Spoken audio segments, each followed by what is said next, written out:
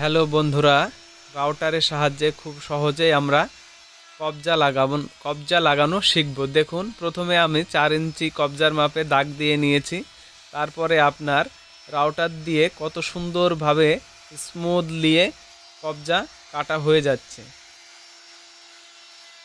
খুবই স্বল্প সময়ে কিন্তু কবজা কাটা হয়ে যাচ্ছে।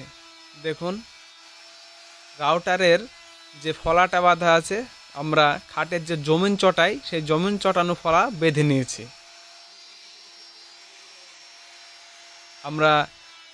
আপনারা রাউটারের সাহায্যে একসঙ্গে অনেকগুলো কবজা কাটতে পারবেন চাইলে। এ দেখেন, আমি একসঙ্গে দুটো দরজা বেঁধে নিয়েছি। তা খুব সহজেই হবে। আমি আপনারা দেখছেন কত সুন্দর কাটা হচ্ছে। তারপর আমি বাটাল দিয়ে পরিষ্কার করে নিচ্ছি কানিগুলো, তো একটু বেঁধে থাকলে পরিষ্কার করে নিচ্ছি। দেখতে পাচ্ছেন বাটালের সাহায্যে।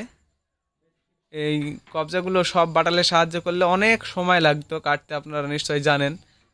এখন ডিজিটাল যুগ, সমস্ত কিছুই কাজ আপনার মেশিনের দ্বারাই হচ্ছে। এ দেখেন, কবজা দেখেছেন, মেশিন দিয়ে স্ক্রু দিচ্ছি, তাতেও খুব সহজে হয়ে যাচ্ছে।